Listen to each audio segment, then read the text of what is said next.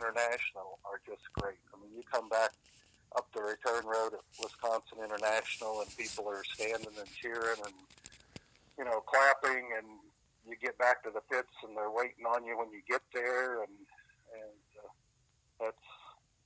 that's a good feeling. It makes you feel like they appreciate what you're doing. So I would say that's one of my favorites for sure. Yeah, I saw, when I came home from work tonight, I saw a comment from Ted Bryan saying he hopes to meet up with you at Wisconsin International. Yes, they've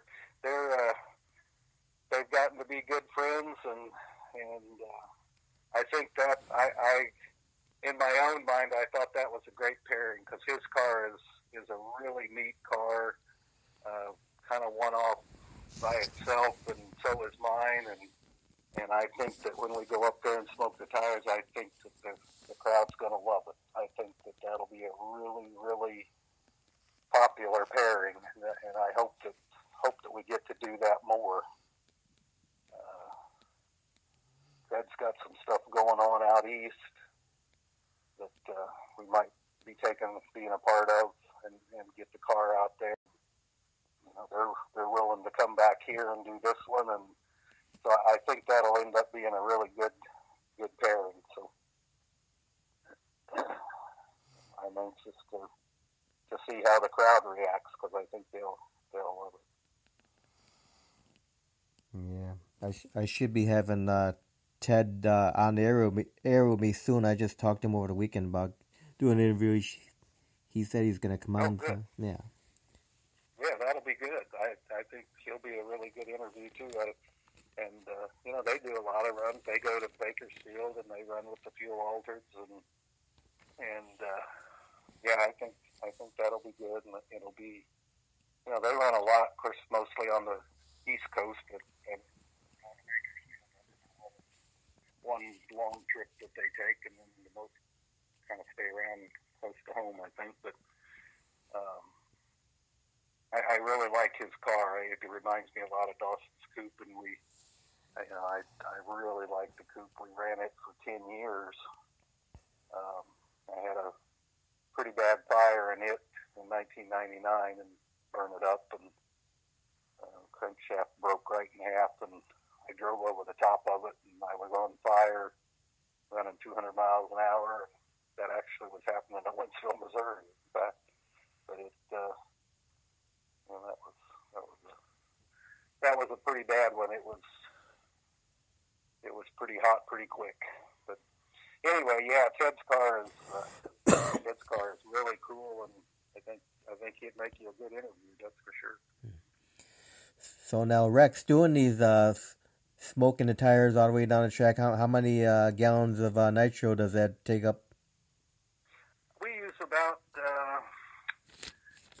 it's using about 6 gallons, somewhere around that neighborhood. Maybe not quite, 5.5 to 6 gallons, depending on the percent that we run and that sort of thing. But we put a pretty good percent in it, so that we know we'll smoke the tires, and we try to get some fire out of the pipes, and you know, there's no question. They know that we've got nitro in the tank. We're running 80% usually, and the motor gets pretty hard when we run. I mean, it's not just a pup, that's for sure. It's putting out some power. So how many gallons is the fuel pump on that? The fuel pump that's on it right now is 18 gallons a minute. I've got another one that's 24 gallons a minute. But when you don't load it, when you don't hook the tires up, then you don't need nearly as much fuel and delivery volume as you do when you're pulling the motor down and lugging it. You just don't use as much and don't need as much going into the motor. Right. And our supercharger, you know, it's a good supercharger, but it's an old style supercharger. The ones that say, on Jimmy's car, are much more efficient than the ones that I have on my car. And it makes a huge difference. There again, I'm already making way more power than I need for what I'm doing.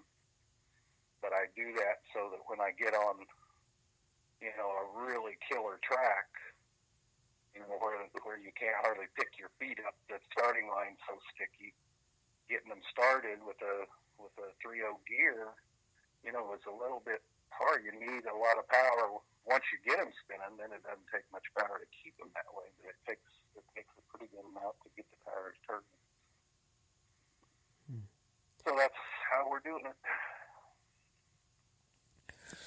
Okay, now Rex, what would you consider some of the milestones of your drag racing career? Oh my! Well, we set several track records with Dawson's Coupe. We ran pretty good with my alcohol funny car.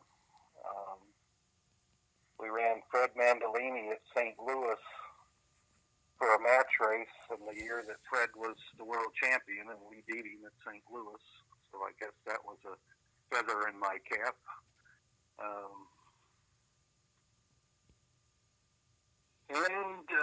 Gosh, I don't know. We just ran a lot of places, got to see a lot of neat stuff, meet a lot of neat people, and we never did win a national event. With the Top Fuel car, we were runner-up at the biggest paying at the time. I don't know if they were paying $100,000 to win down there in Huntsville, Alabama. And with the Top Fuel car, we were runner-up to Clay Millican. That was a pretty good lick for us.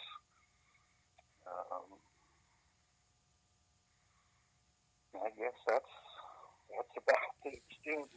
We've just done a lot more match racing and around than we have, because I just never could really afford to run national events. When we ran national events with the alcohol funny car, I know we went to Gainesville and qualified, and my partner at the time was Mark Wolf, and I, at the end of the weekend, I said, this didn't pay for anything. This didn't pay for just figuring the fuel that it cost us to get down there and back. This didn't just pay for the hotels that it took to keep all the guys in hotel rooms for the days that we were down there. I said, what are we doing? We can't afford to do this week in and week out. We got to figure out something else, because you can't run the national events and survive. I mean, unless you've got some pretty good sponsors to help you along the way. Yeah.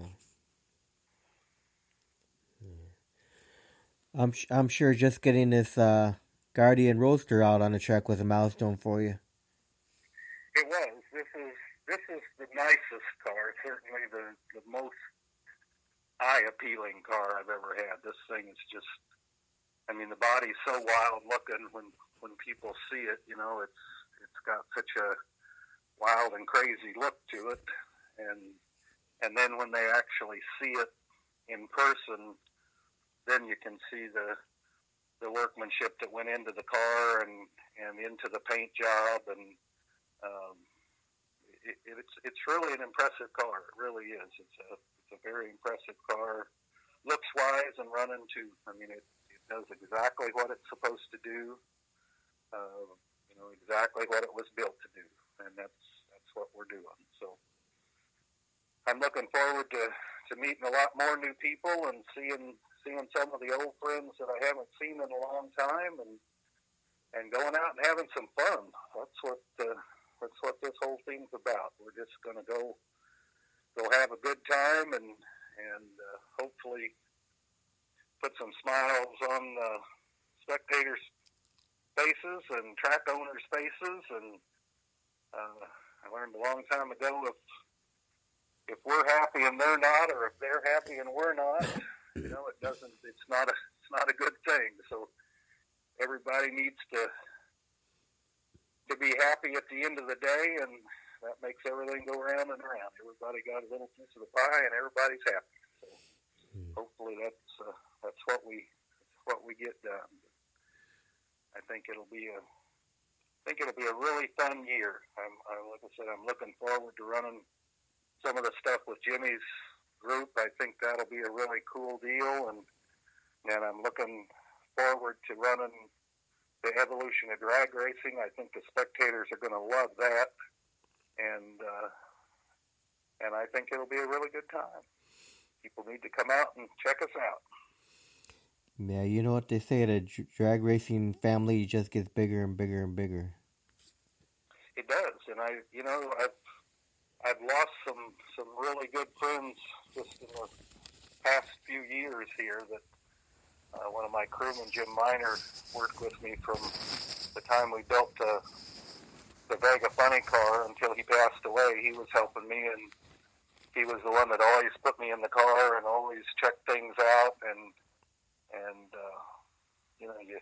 you really rely on guys like that, and it's hard to replace guys like that because you're on the road, you get back late, and everybody's got to be to work the next day, and it takes kind of a special guy to do all that. So I've got some good people now that are helping, and we're getting them lined out as to what their jobs are going to be on the car and what we have to do, and I think it's going to be a fun year. I really do. I think we're going to have a good time, and like I say, hopefully everybody's happy at the end of the day when we're done racing. The people in the stands, the track people, and ourselves, and I think it'll work out really well. I think everybody's gonna really enjoy the show that we put on, I think. Yeah, I'm pretty sure everyone's gonna enjoy it. Especially if you're a Nitro fan, if you love Nitro, then you're gonna love it. Yep, and I can't think that there are very many people in the stands that don't like Nitro. There's a lot of different kinds of cars, but when you drag the fuel cars out, that's when the stands start filling up. Yep. I think that's. And that's why I wouldn't have wanted to run anything but a Nitro car. I think that's, it's just kind of where we've always been, and pretty much always, and enjoy doing it, and I think it'll be good. Okay, now Rex, throughout your drag racing career, have you had any accidents or close calls?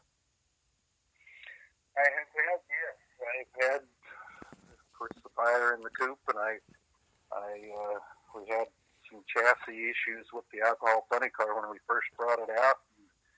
I wrecked it up at Union Grove, actually, tore the front end off of it, and we brought it back and put it back together and got it sorted out, and then the car drove really good. But the frame got bent on the way to the track, and we didn't catch it, and it wasn't good.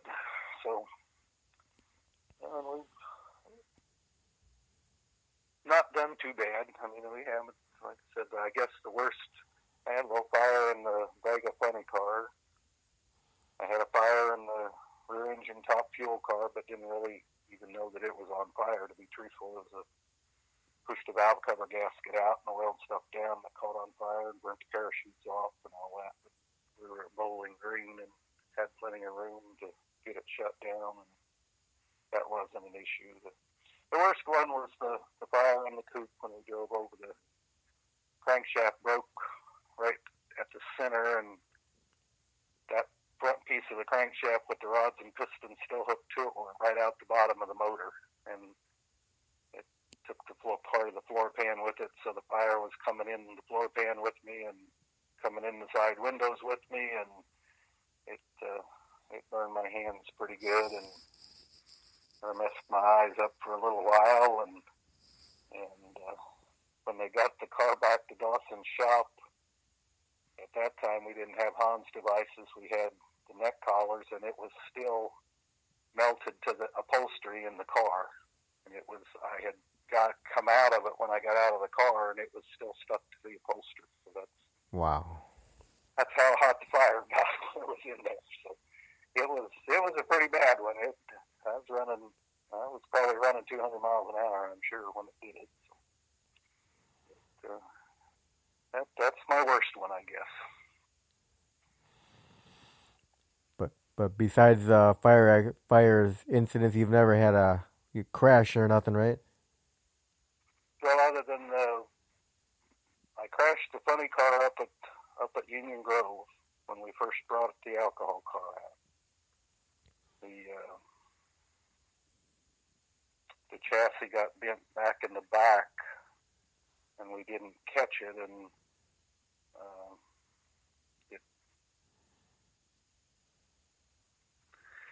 it went real crazy on me, and tore the front of the body off and took out the fuel tank up front, and so we had to take it back to the chassis shop and got things squared away and brought it right back out and continued racing right away. So we did all right. Well, knock on wood, you won't have no more accidents, Rex. That's exactly right. We hope that doesn't happen, not just to me, but to anybody. We sure don't want to see anybody get hurt. Yep. All right, so now you ready for a few fun questions before we finish up this interview, Rex? Oh, boy. Okay, I guess. Now, outside of drag racing, do you have any hobbies? I guess fishing, maybe on occasion when I get to do it. I kind of enjoy going fishing, but mostly tinkering in my garage. You know, if I'm not tinkering on the race car, I'm tinkering on something else. But, that's just sort of what I've done all my life. So, but yeah, if I get a chance to, I've been doing some cruises lately, trying to get away and go see some other parts of the country. So we've been going down in the Caribbean and doing some of that kind of stuff. So. Now, you a married guy or single? I'm single. Okay. Okay. Now, what would you say was your most embarrassing moment on the track? Wow, I don't know.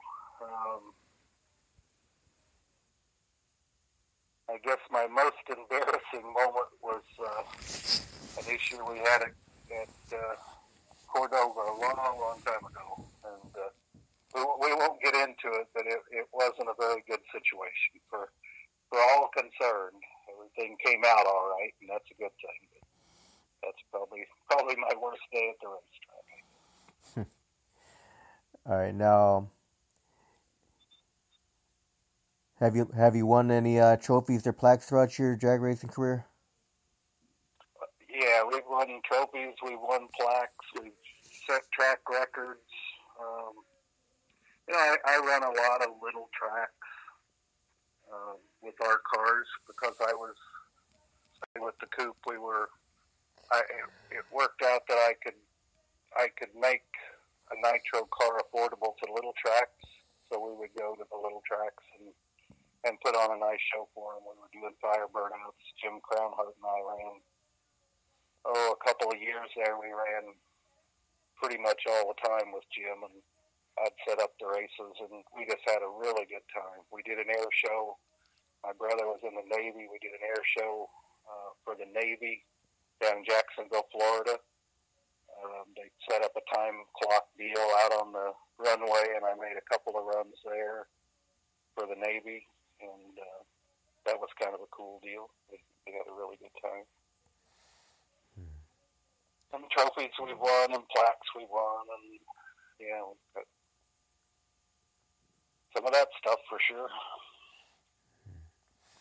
All right, now Rex, if you could do time traveling, go backwards in time, would you do anything differently with the drag racing career? Well, if I could go back and know what I know now, It'd be really good. I think it would be really, really good. But yeah, there's some things that certainly that you see, and but, my problem was is that I just never had any money. And to try to do what we were doing, maybe we shouldn't have been trying to do what we were doing. But it was, it was. We've had a good life and a good time racing, and maybe we could have made it better, and probably we could have, I'm sure. But overall, it's been a good gig, that's for sure. All right, now when you're at the track, when you're about to make a run, do you have any pre-run rituals or superstitions at all? No, not really. I mean, guardian is so tough to get in and out of and stuff, so you can only do it one way, so that's the way you got to do it. So you can't have a ritual saying, well, I'm going to get in, or I'm going to put this glove on first, or all that. I don't have any of that. No, just get in and do what you're supposed to do. But we kind of, we have a little bit, I guess, of ritual. Maybe we go through some checks on the car itself, making sure things are the way they're supposed to be before we drag it up there. But as far as me getting in and out of the car and my own personal stuff, no. I guess I do the same thing every time, but it's what you got to do. So. All right, now here's an easy question for you, Rex. What's your favorite food to eat? Food to eat? I'm a steak guy. Give me a good ribeye steak, and I'm good. Now you eat potatoes with that steak? I do. Yep. I could do a baked potato with that, or about any kind of potato, truthfully. But steak and potatoes guy. That's it. That's me. What's your favorite beverage to drink? I guess Coca-Cola, or if I'm gonna partake in an alcoholic one, it'd be rum and Coke. So that's. I'm not a big drinker, but if I do drink, that would be what I would drink. But in the cooler, there's Coca-Colas for me. All right. Now, what's your favorite movie of all time? Favorite movie? I liked Independence Day. I thought that was a pretty good flick. Yeah, that was a good one. Will Smith, I liked that one. That was good. So, what's your favorite kind of movie? What, like action, drama? Action? Definitely action. Yeah, definitely action. All right. So, what's your favorite music? Probably the 60s, 40s, that sort of music. I like all kinds of music. I mean, I'm good with country. I'm good with all, but Beach Boys and that kind of thing. I that's kind of me, I guess. All right. So now, what would you consider to be the fondest memory of your whole drag racing career?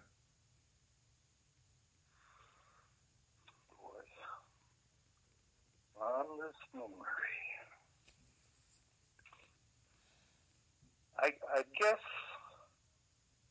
I guess when Dad and I put the little puffer back together was he was in not real good health, and that got him coming to my shop every day, gave him something to look forward to, and he got feeling much, much better, and he actually drove the car himself when we got it done, and he had heart trouble and just a lot of issues and he got where he was just sitting in his chair, and that got him up and going, and I guess that was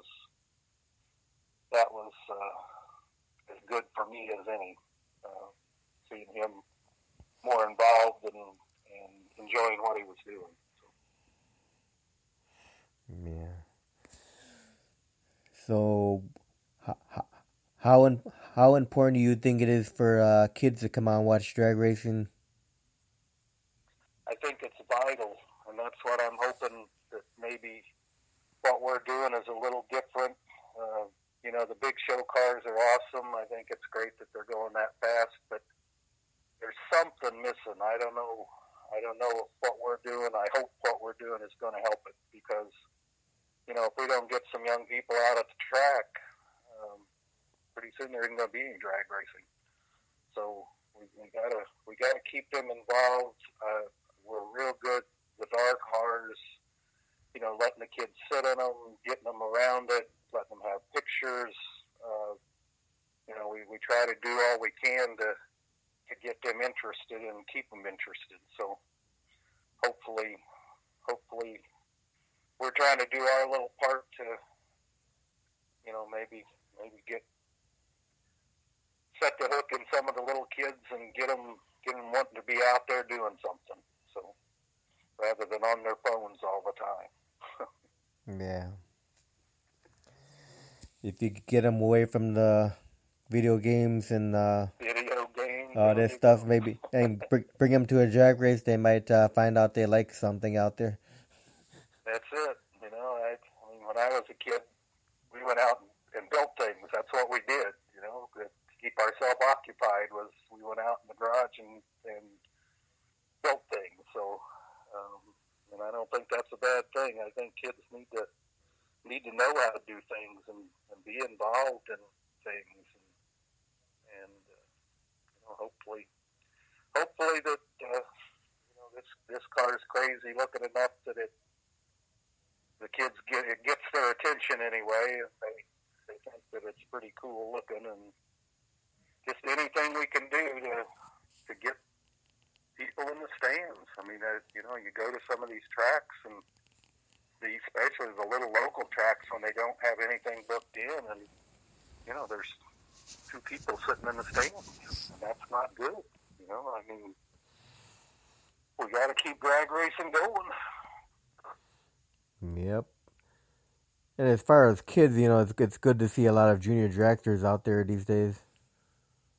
It is. That's really good. I think that was a good thing, and unfortunately, I think the junior dragsters have gotten like all the other cars. They've turned it into a money deal. I know that I had the Ivo and the Speed Sport of Cordova some years back, and we were finish line. We were going to push out there and push Stardom coming up the track, and this little boy come over and he wanted me to sign this piece of his block. He had blown up his motor, and he had a piece of the block, and he was having the driver sign, autograph it for him. He took me over to look at his car, and this thing's got carbon fiber everything, and I'm thinking, holy moly, got a ton of money in this little car here, Yeah. As much in that as I got in my car. But it's cool to see the kids, out there doing it. And I think that's great that they are, and that the parents take the time to do it with them. That gives them some time to bond and enjoy what they're doing. So. Yeah, then you never know. You could get your next John Forrest or Brittany Forrest or whoever, Yeah, that's true. Look at the little pro stock girl. What's her name?